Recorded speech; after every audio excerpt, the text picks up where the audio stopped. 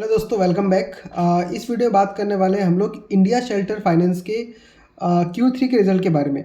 अब जब मैंने फर्स्ट टाइम जब रिजल्ट निकल के आता है तो हम लोग ऊपर ऊपर से नंबर देखते हैं। तो जब मैं नंबर्स को देखा तो मुझे नंबर्स काफ़ी अच्छा लगा और अभी तक मैंने इसमें इन्वेस्ट नहीं किया था।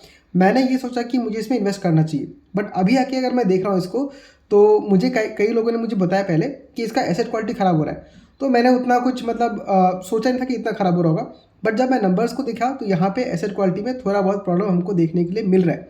अब बाकी चीज़ को अगर देखूँ मैं तो कंपनी बहुत ही अच्छा काम कर रही है, सारे के सारे नंबर्स अच्छे हैं। बट होम फाइनेंस जो ये इंडिया शेल्टर है उसका मेन काम क्या है? होम लोन देना। और होम लोन वो किन लोगों को देती है? जो लो इनकम ग्रुप के लोग हैं या जो मिडिल इनकम लोग के ग्रुप है। और कुछ इनका जो पोर्टफोलियो है, जो लोन बुक है, वो आपका सिक्योर लेंडिंग भी है।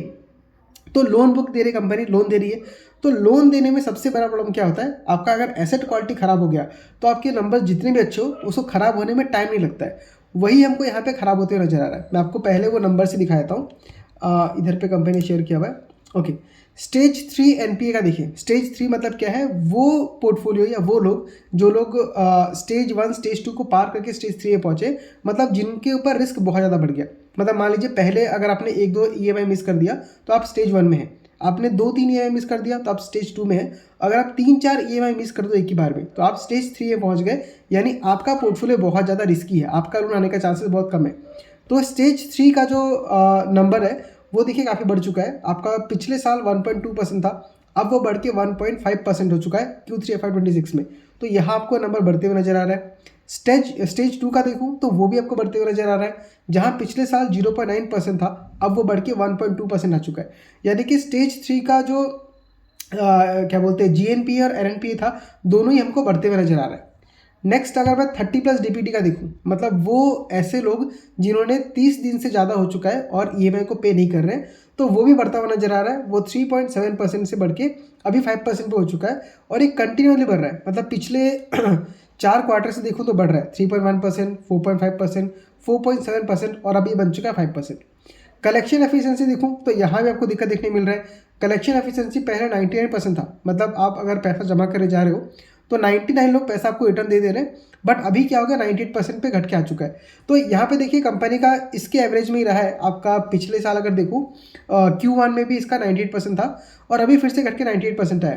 तो आपको यहाँ पे एसेट क्वालिटी में थोड़ा बहुत खराबी होता हुआ नजर आ रहा है। बट ये आपको अचानक से नहीं दिख रहा है।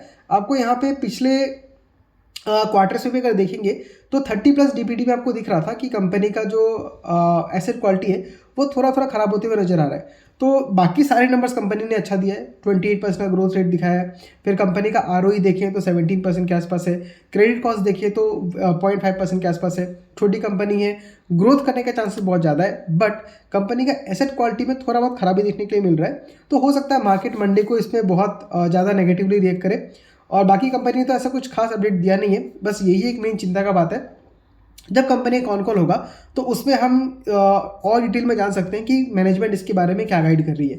दूसरा अगर मैं आपको देखूँ यहाँ पे तो इसका अगर मैं वैल्यूशन देखूँ यहाँ पे तो इंडिया शेल्टर का जो फाइनेंस जो वैल्यूशन है वो फिलहाल स्टॉक का आपको मिल रहा है 18 के प्राइस टू अर्निंग में। और कंपनी ग्रोथ किस तरीके से दिखा रही है?